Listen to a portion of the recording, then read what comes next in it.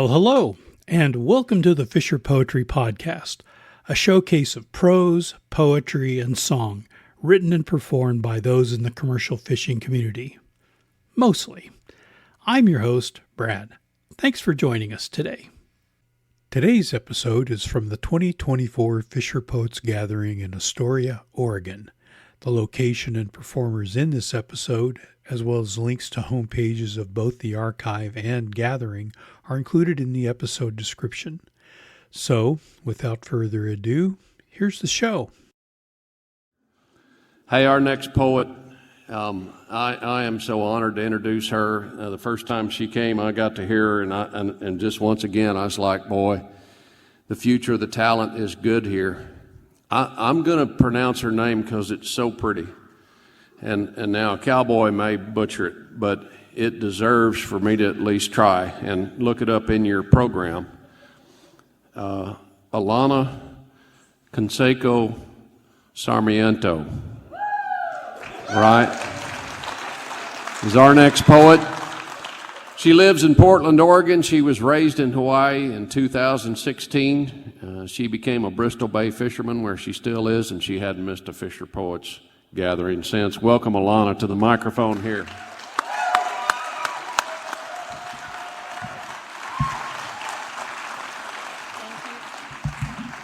Introduced by a legend. Thank you. I told him that he had full blessing to try to pronounce my name, even if he butchered it. So he has a pass. It was very, very close. Kansaku-Sarmiento. I love that.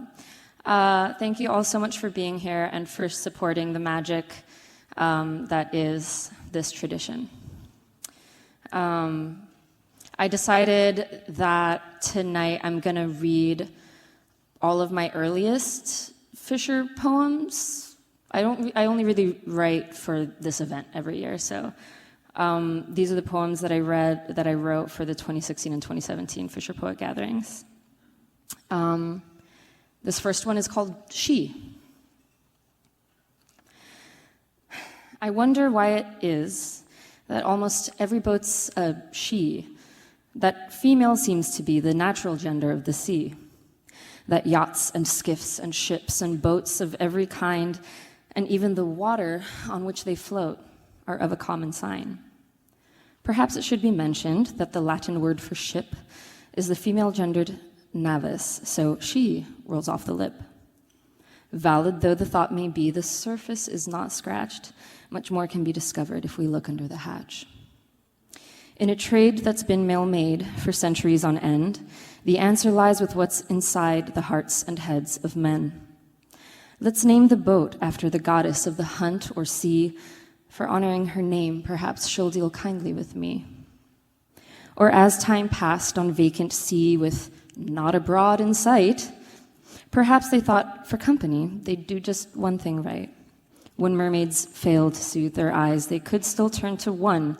The ship, as a mother or as a lover, could help them feel at home.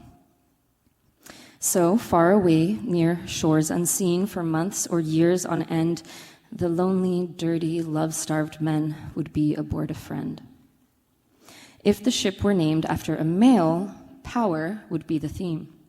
But at some point, we all have learned no ship can e'er compete with the power and the depth and sometimes lack of empathy that the sea, another mighty she, displays for you and me.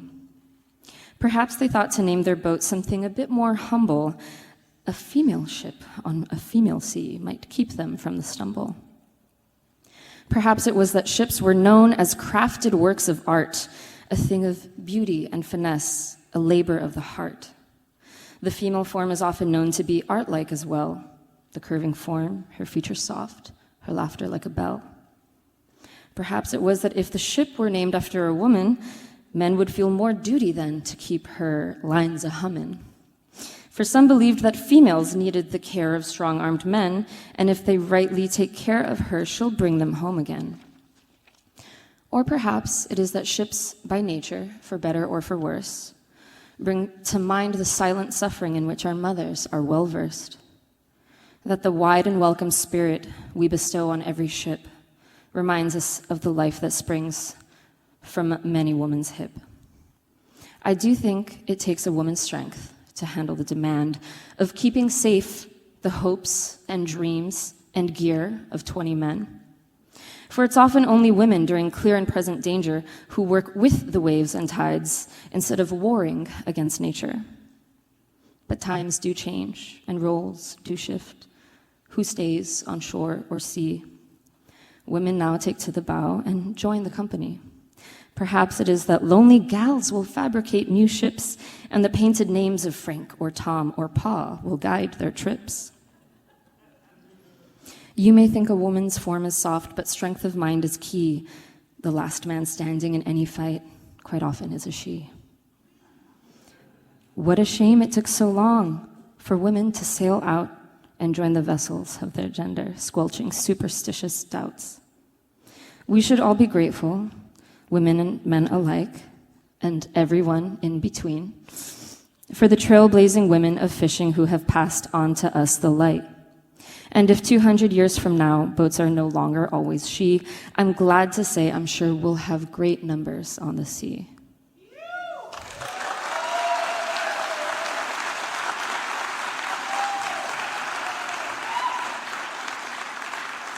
Thank you. This next one is, it's called We're the Coolest. There's a holiday that the Broderick family, John Broderick co-founded the FisherPoets Gathering, that they established in Bristol Bay at their set net location of Nushagak Point. It's called Fish Naked Day. And when they first started the holiday, the peak of the fish of the run, the sockeye run, was a lot earlier. So they would always celebrate on July 7th. And then as the runs got later and later, it became a lot riskier to fish naked on July 7th because sometimes you were like in the middle of the peak instead of like enjoying coming down from it. But now you know the backstory. The weather is cold as we disrobe. It's Fish Naked Day, or so I've been told. Excited I was all spring and summer, but when the day came, what a bummer. The weather is chilly, the water is gray, a little too nippy for some on this day. But talk comes cheap and we women are proud, after months of big talk, giving up's not allowed. We grab ice from our tender, all clothing in place, then pull up to our nets, stony brows set in place. It is time, I declare. Taylor groans but commits as I begin to uncover my pale, frigid tits. Bare feet are set on the aluminum floor. Asses are bared to the Nushagak shore. A cold pile of gear laying lonely and stiff with the salt of our work in the bow of our skiff. We heave and we hoe as we pull up our nets, and others trade money from won or lost bets. Some drive extra far today as they pass us. Some drive extra close and put on their glasses. Wind and salt touch exposed shoulders and toes. Nothing but air covers us floor to nose. Our catch comes aboard as we haul up the mesh. Slimy fish bits cover our flesh. We laugh and we hunch our shoulders in tight to keep cold at bay as we sample our might. 40 minutes pass by. It counts, we exclaim, as we decide to put our clothes back on that cold day. A tip of the hat as a neighbor drives by. A gesture for ladies from the classiest guy. That really happened. Our skin all prickly from the cool Bristol air, we slip back in our gear, bums no longer bare. One thing we've discovered along with the bay, we're tough and we're bold despite cold on this day. So remember us when 7-7 rolls around. Get naked and fish, good catch will abound.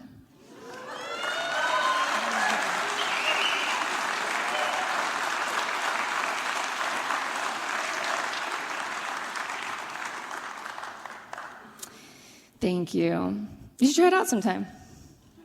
totally fun. It's totally a good time. This next piece is called Seasons. Some seasons are marked by the changing of leaves or the falling of snow. Some seasons are marked by the packing of bags and new places to go. Some seasons last for years and are made of the same work or words or people or exhaustion or joy that you began with. Some romances have many seasons. Some romances are comprised of a single spring and 1,000 opened buds. Past seasons are for learning from, while the anticipation of future seasons drives us. Will this season hold a candle to the last? Could it possibly be better? Could it possibly be any worse? The first week of June is a tiny season in and of itself. I tie up loose ends. I make sure I have all the wool socks and cotton underwear I need. I kiss my current boyfriend goodbye. I eat my last mid-rare burger with fries. I double-check flight times. I go. The boatyard is home once again. Common colors of this season are gray and brown. The yard is filled with aluminum, gravel, and mud, filled with storage containers and hopeful fishermen, drunk fishermen, filled with people easing into a reduced hygiene schedule, filled with diesel and oil and wrenches and mending needles. We're all preparing for our favorite holiday this time of year, the opener. And then it comes. 'Tis the season to wet your gear, to make sure your boat still floats, and that the only holes in your net are the ones supposed to be there. And just like leaves change color without your notice until suddenly they're all on fire, the days grow longer and longer until you're at the peak of salmon fishing in Bristol Bay. 12-hour openers followed by 3 hours of travel and cleaning, followed by 2 hours of sleep, followed by 1 large cup of coffee, followed by another 12-hour opener, followed by another 12-hour opener, followed by another 12-hour opener. This season can't seem to decide whether it wants to be light or dark. Tempers flare, sleep is rare. Everyone has seen everyone else's ass bare. The bay seems to shrink with so many people hunting so many fish. But the fish, oh my God, the fish.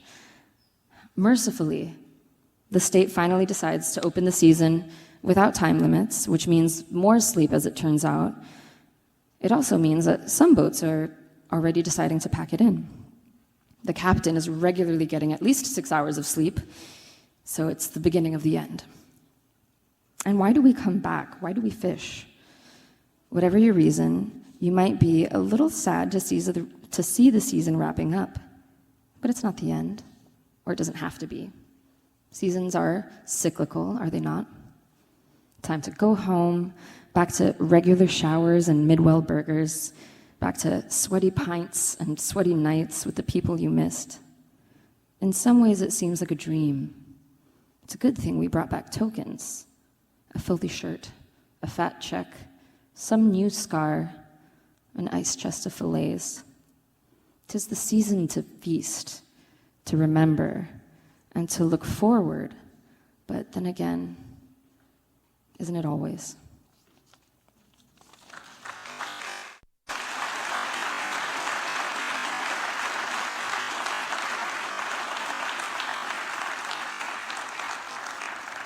Thank you. And this last one I'm going to read here tonight is called Home. The ocean is not my home, and yet she is like a mother to me. Home is where mother is. The ocean is not my home. I cannot, with my nostrils, my lungs, my mouth, my blood, pull the life-giving oxygen that my body needs from her waters, as some other creatures can. Creatures that do indeed call the ocean home. Creatures that live in a universe that exists on this earth but is out of this world. A universe that our land-loving bodies cannot fully comprehend, but one intertwined with everything our land-born selves inherently know. That is, the cycle of life, water, its foundation, from ocean to sky to ground to body to ocean to sky to ground to body. A universe that is foreign, that is dangerous, that repels me like a splinter out of flesh. A universe that draws me like a song. Deep space that lets you drift for hours on end, if, in fact, time could be measured in the void. A universe where gravity does not seem to exist until it pulls you with the warning of a perfect storm as you draw near those planets, those stars, those black holes. A universe in which you can drift for a lifetime, then suddenly be sucked into rock or flame against your will. A universe that tosses you with the gentleness of a rolling wave. A universe that gives life, that is the very dust of life. A universe that takes indiscriminately in its blackness and its depth. The ocean is not my home. I am not a fish of the star or jelly or tuna variety. I am not an urchin crawling along the seafloor feeding on the decay of my world. I'm not a mollusk, soft-bodied and blind. I'm not a crab. I'm not a porpoise. I'm not a shark. I'm not a whale. I'm a human. Homo sapiens sapiens. I walk on 2 legs and I swim with the ease of a creature that was born to run. The ocean is not my home, and yet I am homesick for her. Thank you so much.